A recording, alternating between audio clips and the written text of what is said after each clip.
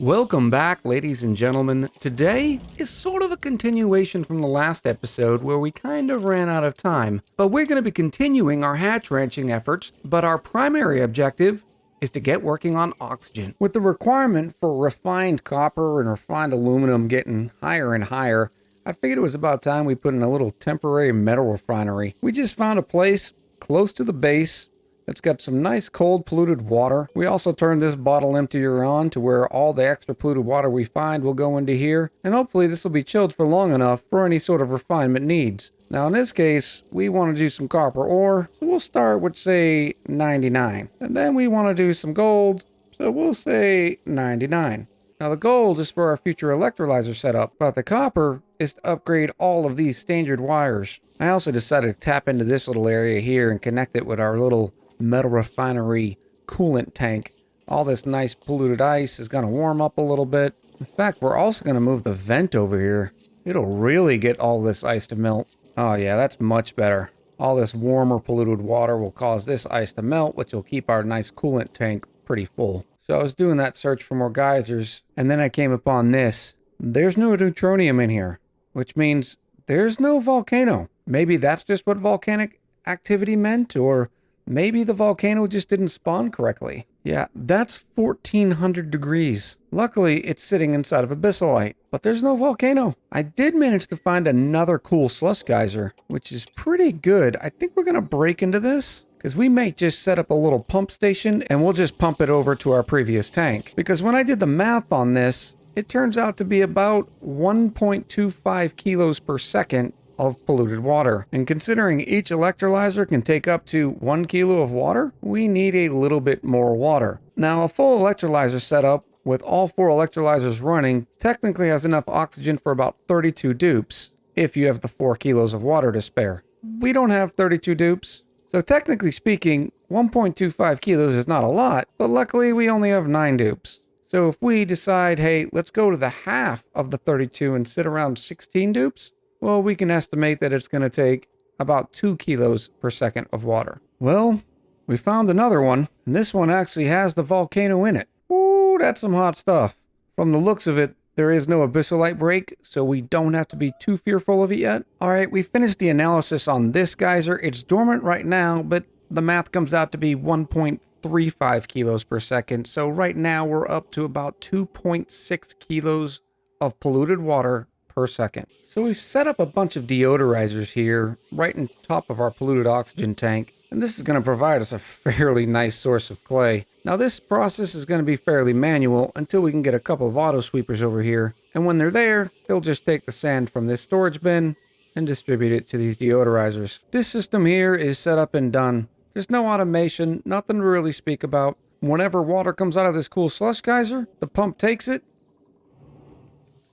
and sends it right down here to the tank. Now eventually we'll put some automation around here that says, hey, if the water's at this level, shut this vent. And when it does, this liquid pump will just stop pumping. Now I've kept the room open for a minute because right now it's full of chlorine gas. As soon as this cool slush geyser becomes active, the polluted water and the polluted oxygen that it off-gasses will push all that chlorine out, and then we'll lock this geyser up tight. And the whole thing's being powered just by a couple of coal generators and a smart battery. Now this is definitely not a permanent setup. We were going to need some power to kickstart the electrolyzer center, so this kind of works for now. We've also started powering an incubator, and there's a specific reason why, and it comes to the number of eggs that we need. In order to run 6 full hatches, each filled with 8 critters, for a total of 48 critters, we know that they're going to die in 100 cycles. So in 100 cycles, we're going to need to replace 48 critters. A standard unpowered incubator charges at 5% per cycle, which means it'll take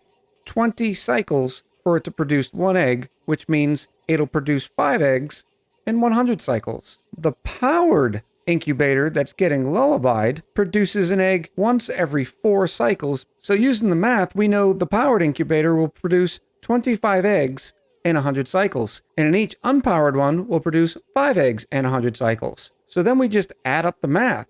25, 30, 35, 40, 45, 50. Now we have enough incubation to make sure that we are turning over enough critters to replace the ones that are dying, because we knew we had to produce 48 critters in 100 cycles. And in this setup, we're actually producing 50 critters in 100 cycles. Now's the time to start on our electrolyzer setup. And this one I'm going to do a little step by step because I realized I haven't really gone through the actual building of a full Rodriguez to where someone who hasn't built one before can easily follow along. Now, we want the whole thing insulated for a couple of reasons.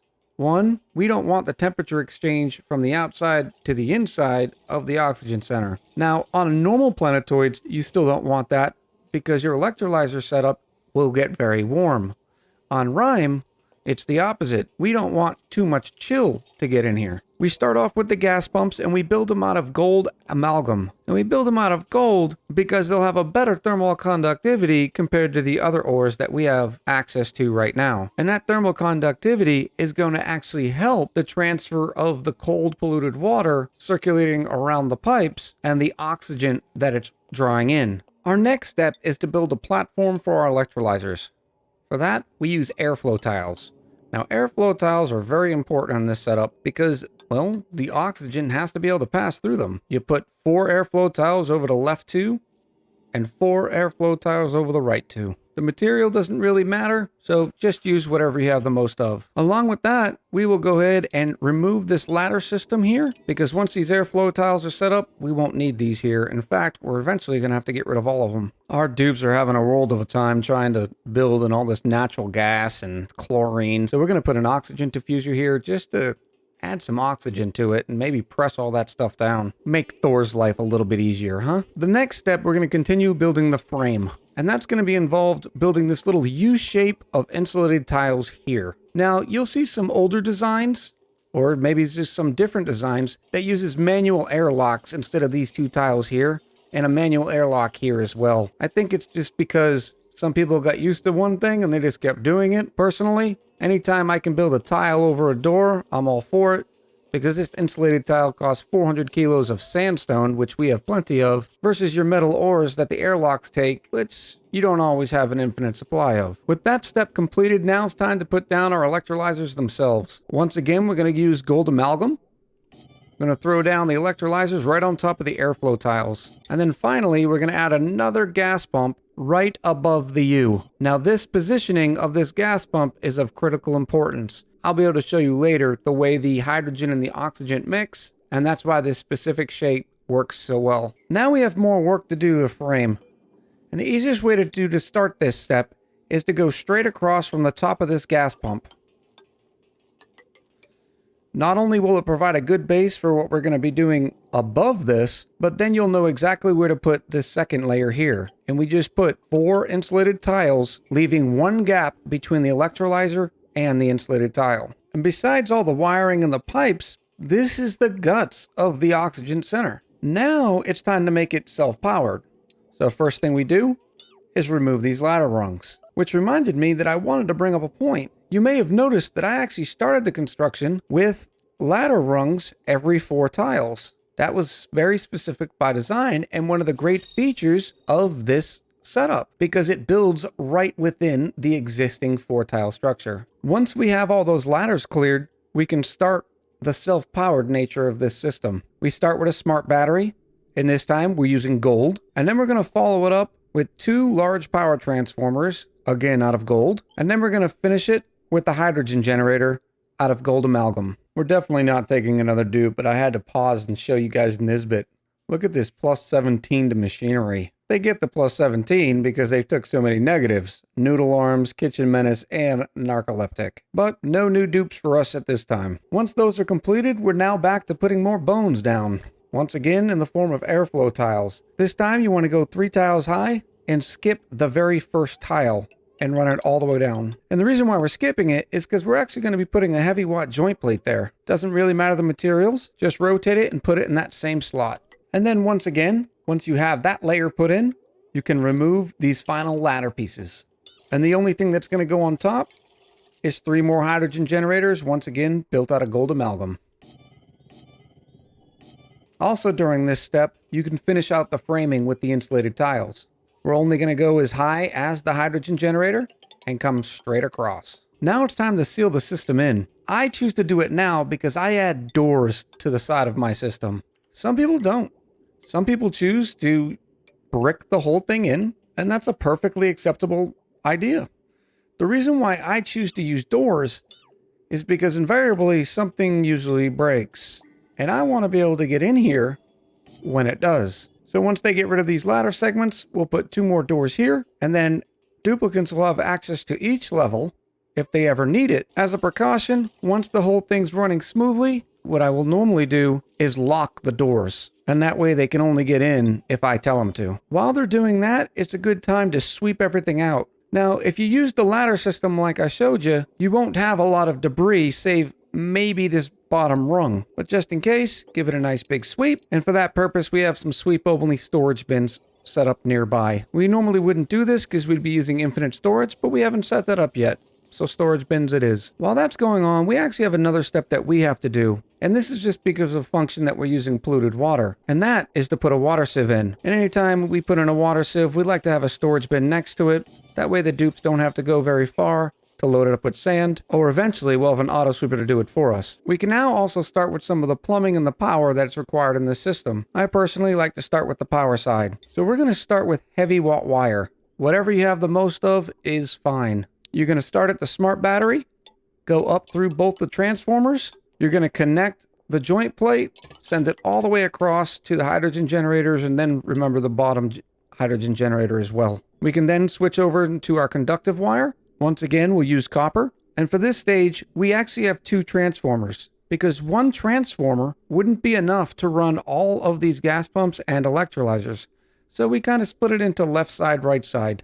We bring it all the way down and over, tie in the electrolyzers, and then you just pick a side for this sole gas pump here. So we'll send it over here, and then once again down and across. That is the power lines completed. Now you may have noticed I ran out of copper, so I need to go find some more to finish off this heavy watt wire. Now there's plenty around here, I just happen to have been skipping by it. But remember that we have an extra water sieve to contend with. We know each large power transformer can deal with 4,000 watts, but the conductive wire can only deal with 2,000. This whole side here is a little less than 1,000, 960 watts to be precise, so we have plenty of power room to be able to run this water sieve. So what I like to do is just bring it out towards the side, send it up, and then tie it in. So what we're going to do is we're going to come right off the regular liquid pump and come all the way down to this section. And the reason why we're going to go down here is because we're going to use the radiant liquid pipes to cool down the machinery and raise the temperature of the polluted water inside this section. That way, by the time the polluted water comes back up and out, it's already above freezing temperature for regular water. And in fact, I'm going to shift this around just a little bit so I can keep these pipes just a little bit cleaner.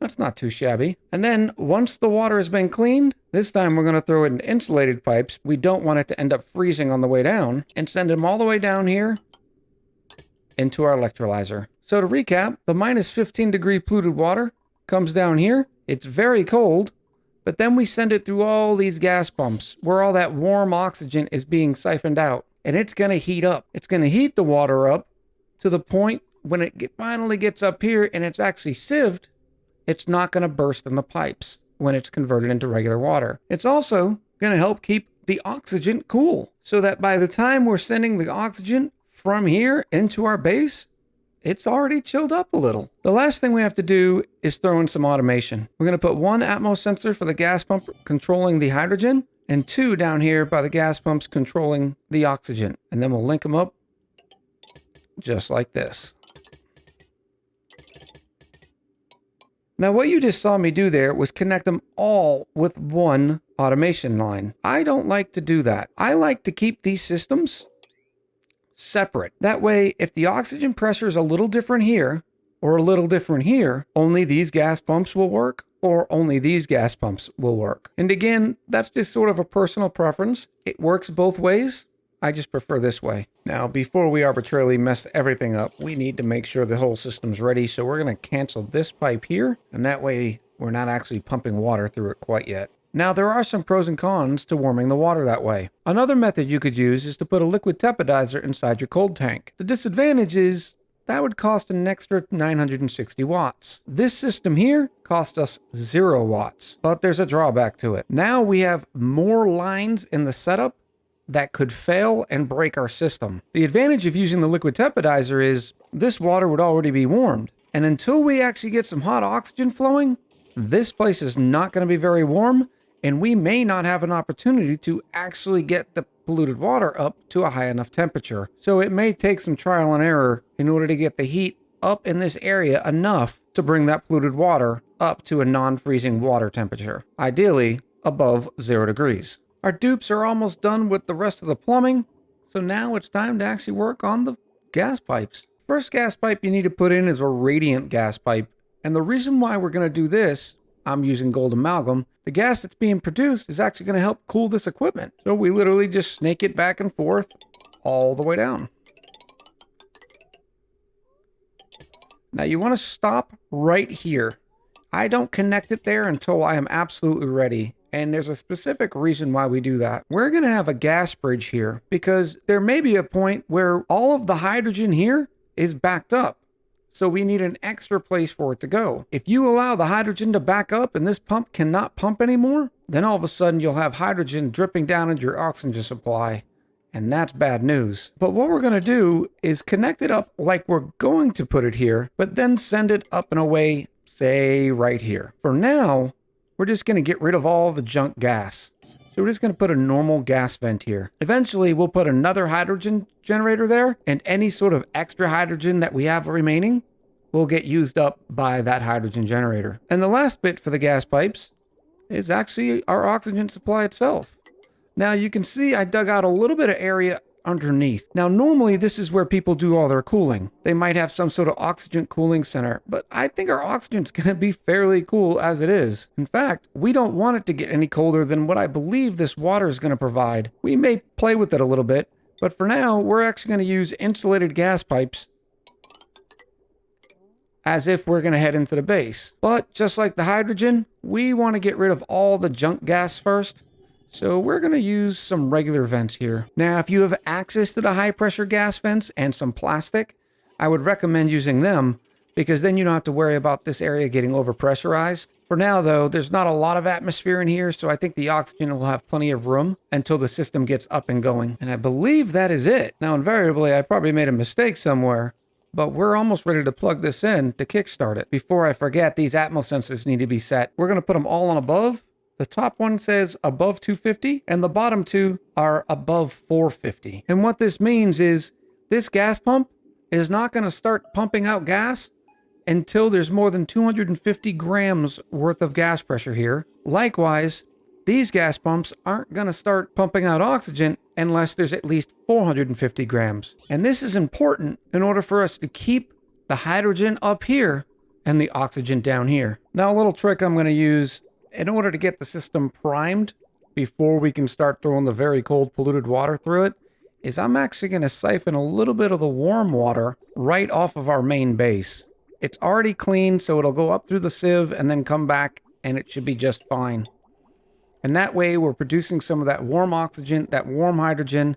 It'll heat this whole thing up and then we can disconnect from our main water line. To kickstart the whole process, before the self-powered nature can really come into its own, we need to piggyback off of some previous power. So we got the two coal generators up here. Now, this is suboptimal. Normally, you'd want to put some separate coal generators, tie it up with some nice conductive wire so it can run the whole thing by itself anyways. So chances are we might brown out one of these wires. It's not a big deal. It's only to kickstart the system. Once the system's going, we will not need those coal generators any longer. And of course, at least once per episode, I install the liquid bridge backwards. All right, that looks a lot better. All right, our water is flowing through. Now, we're not going to need too much of it. You can already see that the hydrogen, the oxygen coming out of this is 50 degrees. That's pretty standard. So as soon as this area gets a little warm, we're just going to lob it off right here. We can cancel this. And already our gas pump area is around 15 degrees. Our electrolyzer area is about 40. This is perfect. So now we can finish the connection with our icy cold water. Now the polluted water is coming through at minus 14.5. And it's exiting, looks like just over 1 single degree. Now we're probably going to burst a couple of pipes until this thing gets nice and heated. But so far, I think it looks good. Now we've hit max gas pressure over here by our oxygen vents. So these aren't really moving anymore. And we still had a couple of tiles of oxygen in here. I don't think it's that big of a deal. So we're just going to pay the cost. Now all we have to do is connect up our hydrogen pipe. And of course, the first package that'll come out will be oxygen. We'll repair a couple of the hydrogen generators and just until this thing equalizes.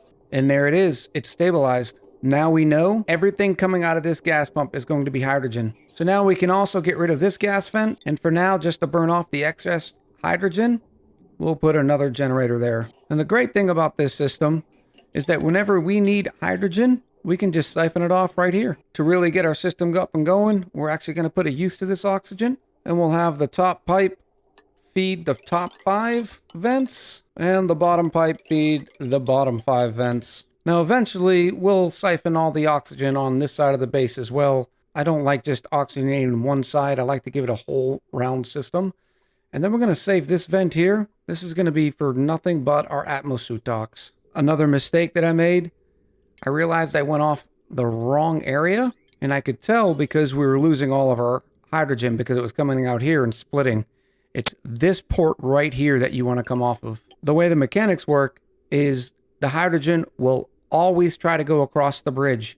And only when this area is full will then it take the alternate route. And now that we have oxygen flowing, we can actually disconnect our power. To make it easy, we'll just use the snips and then remove the bridge. We have this battery set on 9060, which reminds me I need to put automation on our hydrogen generators. That way they only run when the battery needs the juice. Because I'm a giant potato, we will put that on a 9. And there you have it. Our fully functioning system is providing all of our oxygen needs. Water is coming out of that tank at minus 15, and it's heading into the water sieve at about 5 degrees. I'm going to upgrade this just a smidge and put some insulated tiles here. We'll finish off the build by showing everybody at home what it looks like on the inside. There's the power setup. There's our gas. There's our beautiful plumbing. And then there's our gas vents. Occasionally, we're still getting a little bit of cold damage. This isn't a problem. We're just going to make that polluted water stay in here a little bit longer. We are going to bring it up over here and add some more beautiful radiant liquid pipes. And that will be all she wrote. We'll wait until they install these to disconnect it here. That way we keep the oxygen running. All right, that's a lot better. This will give the radiant liquid pipes a lot more area to really absorb in the warmer environment. And now you can see the polluted water is coming out at 6 degrees. It's going to go all the way up to what I'm guessing is going to be about 12 degrees once this thing is hitting idle and stabilized. And there you have it. We are up to about 22 stone hatches. We're getting ready to turn these online as well. We have our beautiful new water tank and our oxygen center, and it's been working like a charm. And as you can see, there's always little mistakes you're going to make. I like showing them to you. I could just as easily edit them out, but how transparent and honest would that be, right? But at least it shows you, doesn't matter how many hours you have into this game, you're always going to make those little slip-ups. But when you're done, after you triumph, you have an awesome looking system that is helping out your base. This episode took an absolute long time to produce, but I still enjoyed it, hopefully as much as you did. I'll talk to you soon.